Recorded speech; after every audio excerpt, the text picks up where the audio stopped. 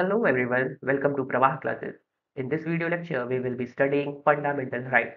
ध्यान देने वाली बात यह है कि ये फंडामेंटल राइट्स हम 3 पार्ट में कवर करेंगे, जिसका ये पार्ट 1 है। सो चलिए शुरू करते हैं, लेकिन उससे पहले प्लीज हमारे चैनल को लाइक करिए, सब्सक्राइब करिए और शेयर करिए। चलिए शुरू करते हैं। फंडामेंटल राइट, जैसा कि हम जानते हैं, fundamental rights are the basic right guaranteed by the constitution of India to ensure dignity, freedom and equality of every individual। Fundamental right हमारा खुद का कॉन्स्टिट्यूशन गारंटी करता है सो दैट एक इंडिविजुअल की डिग्निटी, फ्रीडम और उसकी इक्वालिटी इंश्योर की जा सके। ये हमारे कॉन्स्टिट्यूशन के पार्ट 3 में इंश्राइंड है, article number 12 to 35। Okay, article 12 हमारा स्टेट को डिफाइन करता है, आर्टिकल 13 लॉ को, उसके बाद फिर 14 से लेके 32 तक हमारे फंडामेंटल राइट्स हैं, और 34, 33, 34 एंड 35 तीन अलग अलग राइट्स हैं जो कि हम अभी पढ़ेंगे आगे। ओके, सो पार्ट 3 में इंश्राइन ये राइट्स इंस्पायर्ड है universal declaration of human rights से, इसके साथ साथ यूनाइटेड स्टेट्स के कॉन्स्टिट्यूशन की बिल ऑफ राइट्स से। ठीक है, ये दो चीजों से इंस्पिरेशन लेता है हमारा फंडामेंटल राइट। इसको इंडिया का मैग्ना कार्टा भी कहते हैं।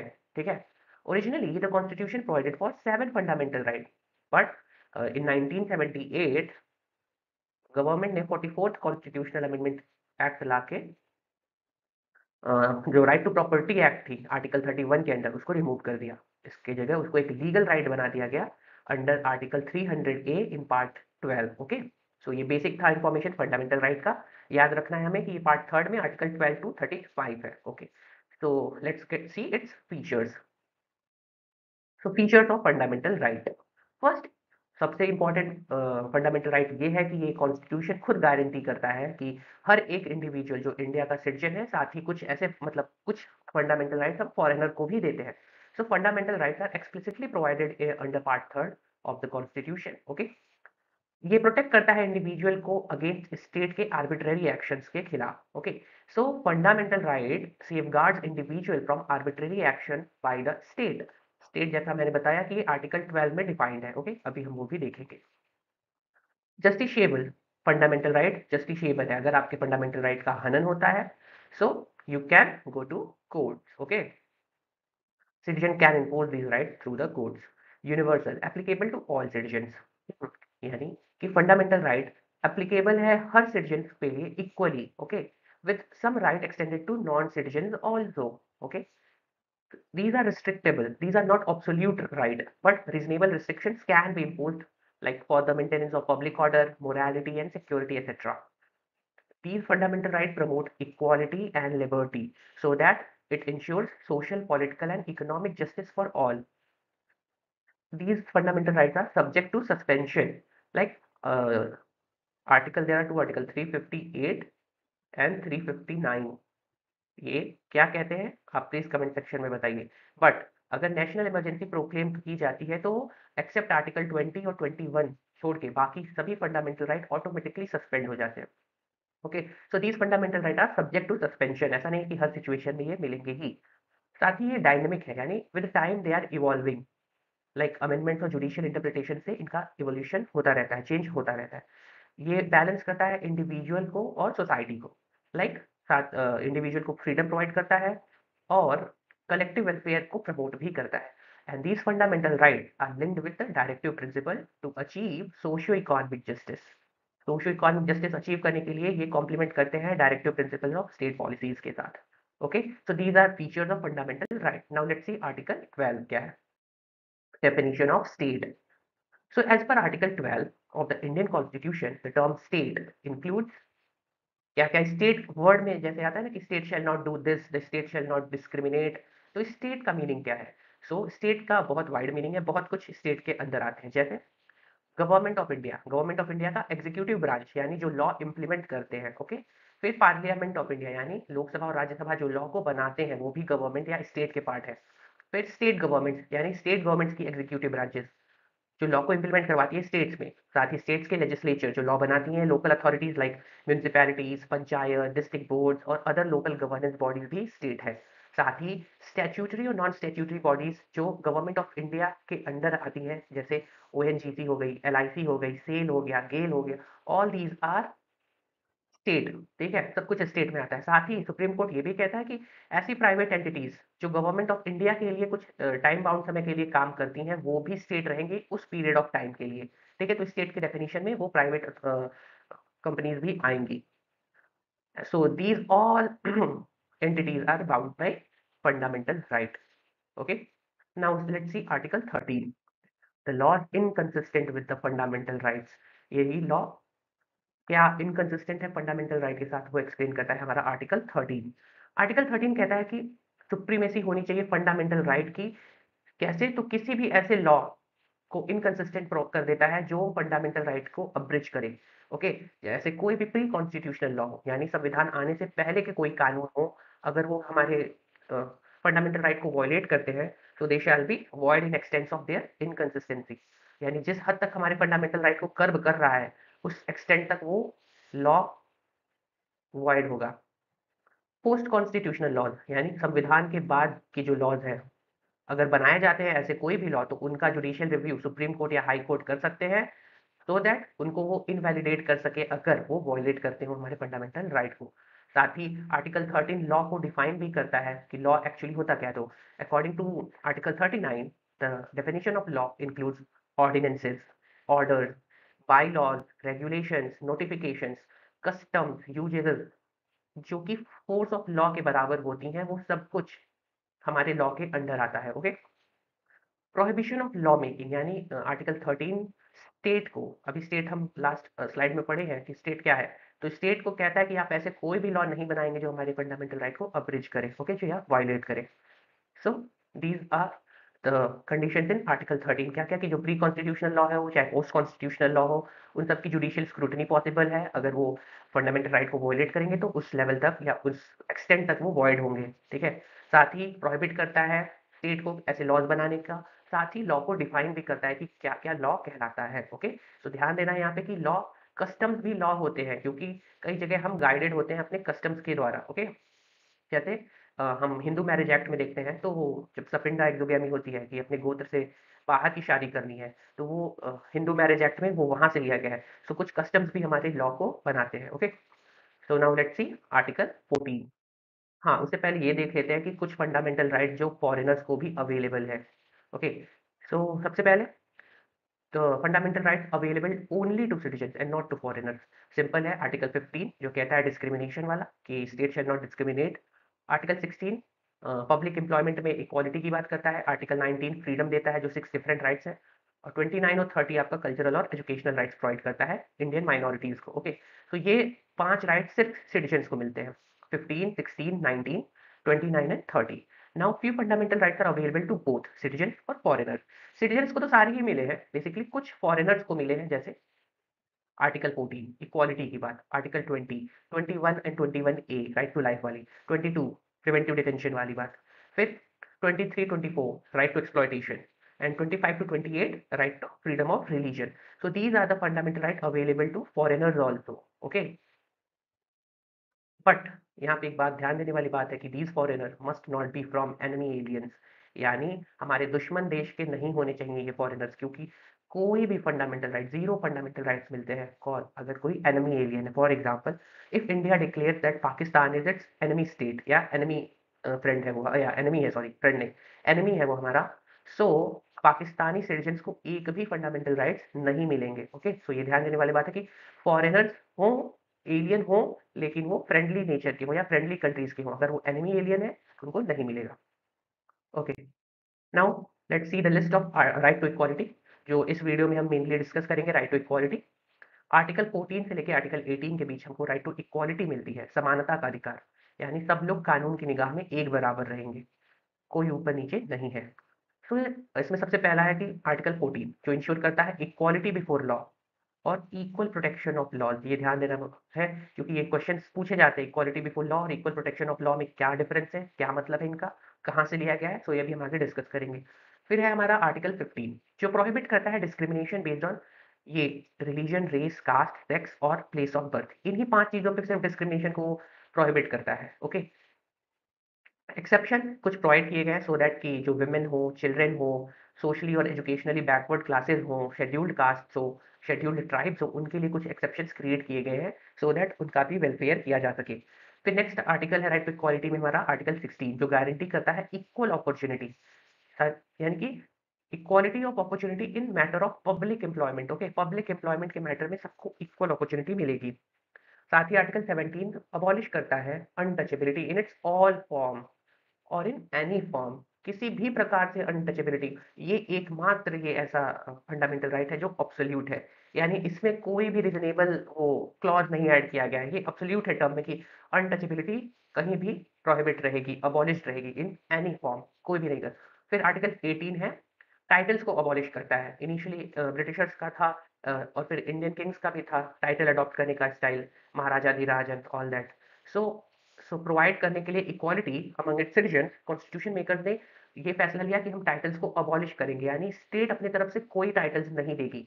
साथ ही इसमें और भी क्लॉज हैं, 4 अलग-अलग क्लॉज हैं कि ना ही सिटीजन ले सकते हैं फॉरेनर्स, फॉरेन कंट्री से, या कोई फॉरेनर ले सकता है अगर वो इंडिया में है बिना प्रेसिडेंट के परमिशन के, वो अभी हम आगे देखेंगे। सो एकेडमिक और मिलिट्री डिस्टिंक्शंस के अलावा और कोई तरह का टाइटल किसी को नहीं मिल सकता, और इस पे भी एक केस भी है, वो अभी हम आगे डिस्कस करेंगे। ओके, सो डिटेल में चलिए शुरू करते हैं article 14। Article 14 right before sorry equality before law and equal protection of laws. So क्या मतलब है? आर्टिकल 14 इंश्योर करता है इक्वालिटी बिफोर लॉ, इसका मतलब है कि everyone is equal in the eyes of laws, यानी there will be no presence of any special privilege, यानी कि स्पेशल प्रिविलेज किसी को नहीं दिया जाएगा अगर वो कानून के सामने है, in favour of any person. साथ ही the equal subjection of all persons to ordinary law of the land, यानी कि हर आदमी उस जमीन की, उस जगह के कानून के नजर में एक बराबर है, यानी इक्वालिटी बिफोर लॉ। ठीक है, ये ब्रिटिश ओरिजिन से लिया गया है, ब्रिटिश कॉन्स्टिट्यूशन से कॉन्सेप्ट उठाया गया है। Then we have equal protection of laws, यानी कि हर आदमी को इक्वल ट्रीटमेंट मिलेगा सिमिलर सिचुएशन में। अगर कोई बहुत रिच है या कोई बहुत गरीब है, अगर दोनों ने मर्डर किया है तो दोनों को एक ही तरीके के ट्रीटमेंट मिलेंगे। ओके, कोई डिफरेंसेस नहीं रहेगा। ये अमेरिकन कॉन्स्टिट्यूशन से इंस्पायर्ड है, इक्वल प्रोटेक्शन ऑफ लॉज।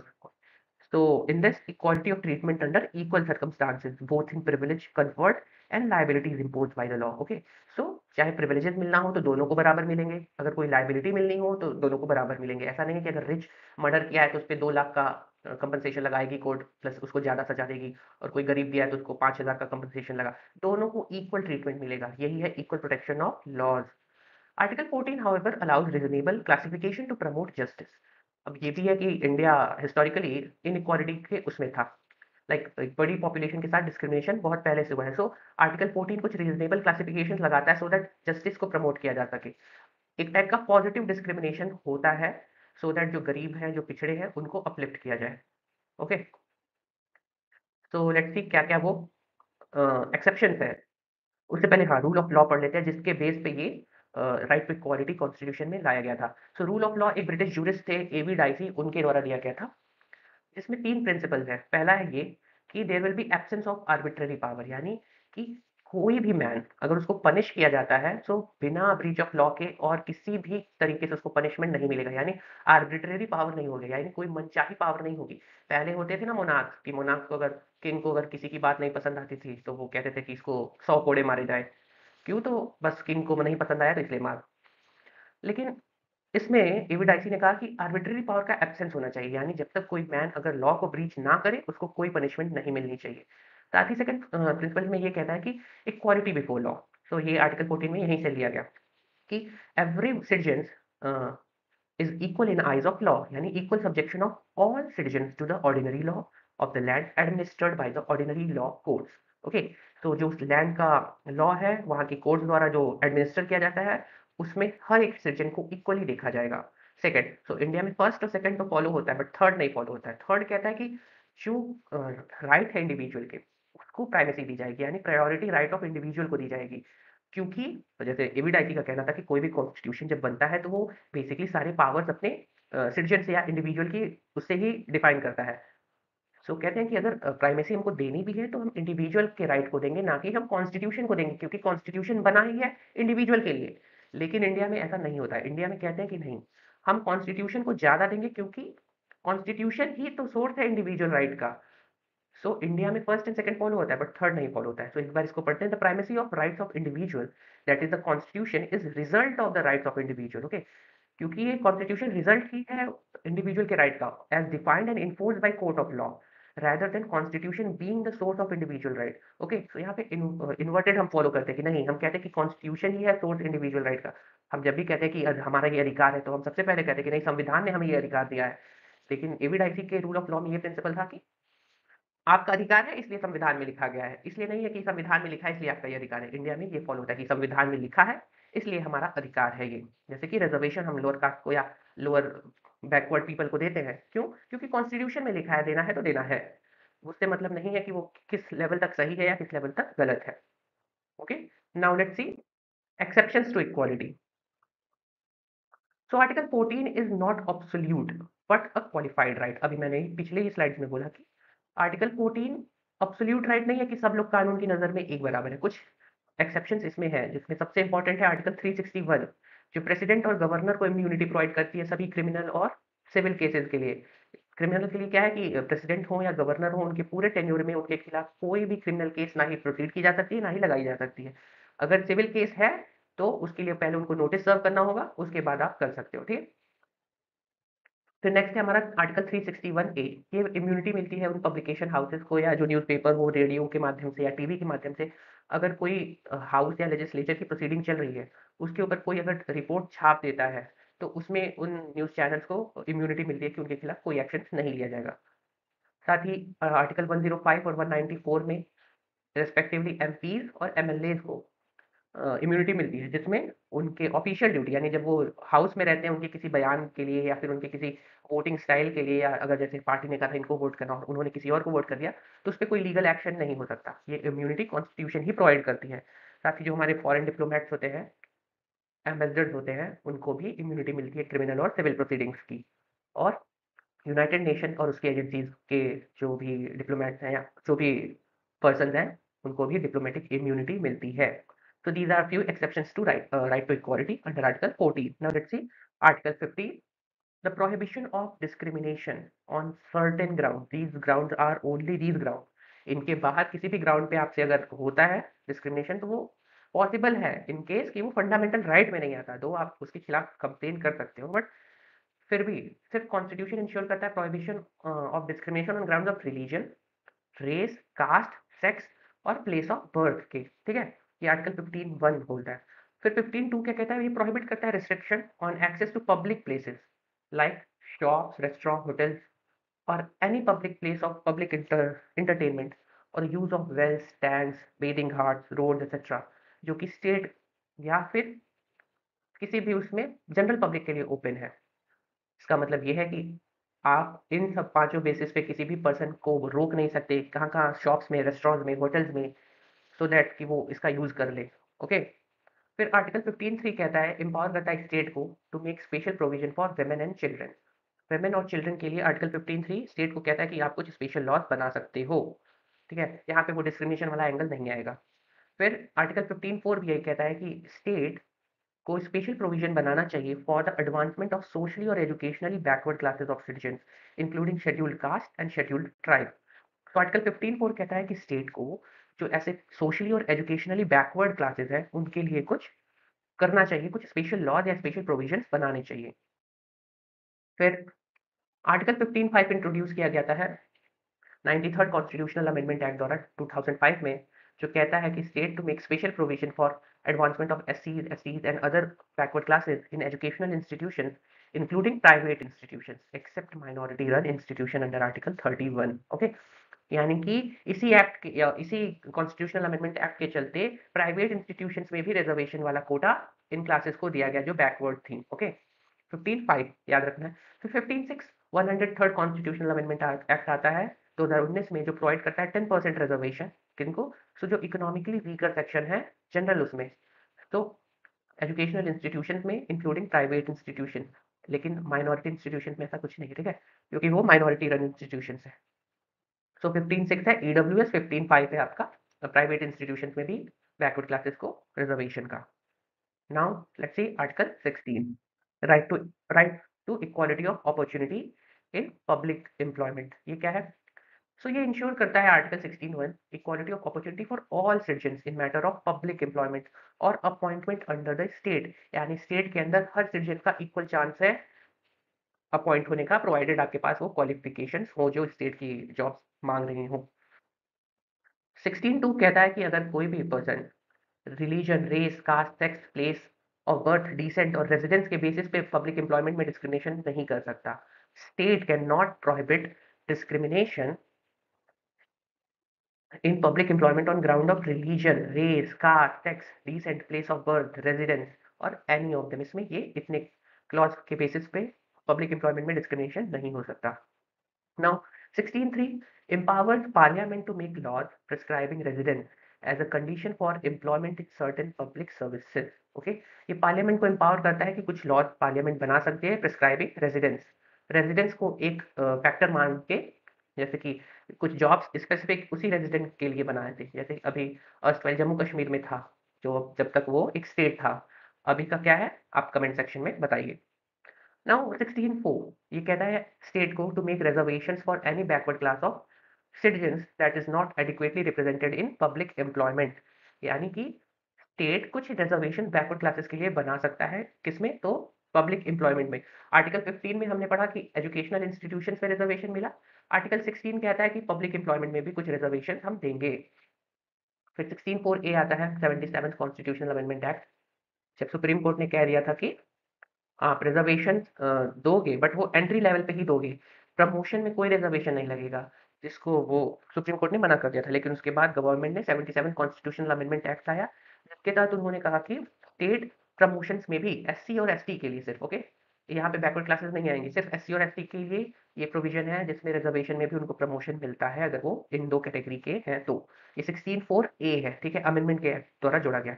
फिर हमारा एक है 16(4) B, 81st constitutional amendment act द्वारा लाया गया 2000 में। 2000 में आया था 81st कॉन्स्टिट्यूशनल अमेंडमेंट एक्ट द्वारा, which allows unfilled reserved vacancies for SC/STs to be carried forward and filled in subsequent year, treating them as distinct category।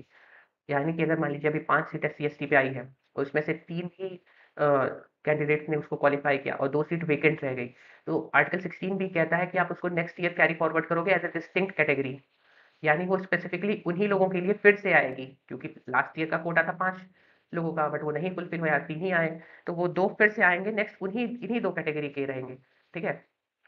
फिर 16(5) कहता है कि सर्टेन रिलीजियस और denominational institution from application of article 16 concerning appointment, यानी कि अगर कोई ऐसा रिलीजियस या डिनोमिनेशनल इंस्टीट्यूशन है जो स्पेसिफिक रिलीजन से या ऐसे ताल्लुक रखता है, तो उसमें आर्टिकल 16 फुल्ली एप्लीकेबल नहीं होगा। यानी कोई मुस्लिम इंस्टीट्यूशन है, तो अगर वहाँ पे कुछ ऐसा पढ़ाना है, या फिर कोई हिंदू इंस्टीट्यूशन है जहाँ पे सिर्फ अपने रिलीजन का पढ़ाना है, तो वहाँ पे कुछ ऐसे एग्जम्पशंस हैं। फिर आर्टिकल 16(6) वही ईडब्ल्यूएस वाला है, जिसमें पब्लिक एम्प्लॉयमेंट में भी 10% रिजर्वेशन इकोनॉमिकली वीकर सेक्शंस को मिलते हैं। ओके, ये 103rd कॉन्स्टिट्यूशनल अमेंडमेंट एक्ट से लाया गया था। Now, Article 17, the abolition of untouchability, the only absolute fundamental right. So, Article 17 of Indian Constitution abolish करता है untouchability in its all forms। ये ध्यान देने वाली बात है कि किसी भी फॉर्म में untouchability अलाउड नहीं है। It prohibits any practice जो enforce करे disabilities based on caste. Crucial provision aim to establish equality among its all citizens, ensuring that no one face any type of discrimination or social exclusion due to their birth in a particular caste. Okay, तो इसके लिए कुछ acts भी लाए गए थे, जैसे protection of civil right act, जो कहता है कि अनटचेबिलिटी एक ऑफेंस होगा, ओके, और फिर वो उस हिसाब से आपको प्रोविजंस है आपके मतलब जेल टर्म्स और इन सब का भी, लाइक इसमें अगर अनटचेबिलिटी मिलती है तो 6 मंथ्स का जेल होता है और 500 का पेनल्टी लगता है, फाइन लगता है। नाउ एक और है atrocities, prevention of atrocities act against एससीज एंड एसटीज, जो कि प्रोवाइड करता है कि अगर अनटचेबिलिटी रिलेटेड कुछ भी, इवन कमेंट भी कुछ अगर करते हो आप, तो भी वो एक माना जाएगा कि आपने अनटचेबिलिटी प्रैक्टिस की है। ओके, सो इन सब के खिलाफ भी आपको इस एक्ट के अंदर केस हो सकता है। So Supreme Court held that under article 17 अगर कोई सिर्फ जैसे इसमें है ना कि स्टेट, तो ये प्राइवेट इंडिविजुअल के खिलाफ भी यूज हो सकता है। Okay, so right under Article 17 is available against private individuals also. So let's see last article of this video lecture, Article 18, the abolition of titles. State conferment. that is the state is prohibited from conferring any titles upon individual except military or academic distinctions, जो prevent करता है creation of any hereditary aristocracy or system of social hierarchy based on these titles. Okay, तो नहीं पहले राज बहादुर, राय बहादुर, महाराजा धीराज ऐसे titles use करते थे so that society में क्लासिफिकेशन हो सके कि हाँ ये ऊपर है हम नीचे है ऐसा वाला। तो टाइटल को अबॉलिश करके यही स्टेट कन्फर करती है कि सब लोग एक बराबर हो, इक्वालिटी हो। तो Indian citizen are prohibited from accepting any titles from foreign state. इसमें चार है। पहला ये है कि स्टेट एक्सेप्ट मिलिट्री और एकेडमिक डिस्टिंक्शन के किसी भी इंडिविजुअल को कोई टाइटल नहीं प्रोवाइड करेगा। ओके। सेकंड, सिटीजन प्रोहिबिटेड है from taking any titles from any foreign states, यानी इंडियन सिटीजन को भी फॉरेन से भी कोई टाइटल लेने का अधिकार नहीं है। साथ ही अगर ऐसे कोई फॉरेनर जो इंडियन स्टेट में इंडिविजुअल्स जो फॉरेनर्स भी हो सकते हैं holding any office of profit और ट्रस्ट अंडर स्टेट, जैसे गवर्नमेंट एम्प्लॉय हो, कोई पब्लिक सर्वेंट हो, वो भी एक्सेप्ट नहीं कर सकता कोई भी टाइटल हो, प्रेजेंट हो, इमोल्यूमेंट्स हो, ऑफिस हो, कोई भी any kind of from a foreign state without the consent of president of India. Okay, so these are four things जो कि प्रोवाइड करता है। पहला, स्टेट किसी भी इंडिविजुअल को नहीं देगा। दूसरा, सिटीजन फॉरेनर से भी नहीं ले सकते। तीसरा, जो फॉरेनर है वो इंडिया में अगर ऑफिस ऑफ ट्रस्ट में है तो वो भी नहीं ले सकता जब तक वो प्रेसिडेंट से कोई वो ना पाए, परमिशन लेटर ना मिले उसको। साथ ही ना ही कोई प्रेजेंट इमोल्यूमेंट या फिर कोई भी अन्य काइंड का ऑफिस भी वो नहीं ले सकता। बट मिलिट्री और एकेडमिक डिस्टिंक्शन अलग होते हैं क्योंकि वो आपके मेरिट के ऊपर आते हैं। ठीक है, अगर आप सोसाइटी में कुछ अच्छा करते हो, जैसे ये होता है परमवीर चक्र, महावीर चक्र, शौर्य चक्र, या फिर इधर अगर हम किसी को एकेडमिक डिस्टिंक्शन यानी जैसे आजकल वो विज्ञान रत्न अवार्ड देते हैं, सो इन सब सेंस में अगर किसी को कुछ टाइटल मिलता है तो वो अलग चीज़ है क्योंकि वो मेरिट बेस पे है। सो ये अलाउड होता है। ओके, सो इस वीडियो लेक्चर में यहीं तक। नेक्स्ट हम आर्टिकल 19 टू देखते हैं कहाँ तक कंप्लीट कर पाते हैं उस वीडियो लेक्चर में। कोशिश रहेगी कि आर्टिकल 30 तक हो जाए। फिर नेक्स्ट उसमें हम टाइप्स ऑफ रेट्स पढ़ेंगे पार्ट थर्ड में। फिर 31 से लेकर 35 तक के आर्टिकल्स पढ़ेंगे। साथ ही फंडामेंटल राइट और डीपीएसपी का डिबेट क्या था वो समझेंगे। सो वो पार्ट थर्ड में आएगा। पार्ट टू में 19 से लेकर 30 तक रहेंगे। Okay, so thank you.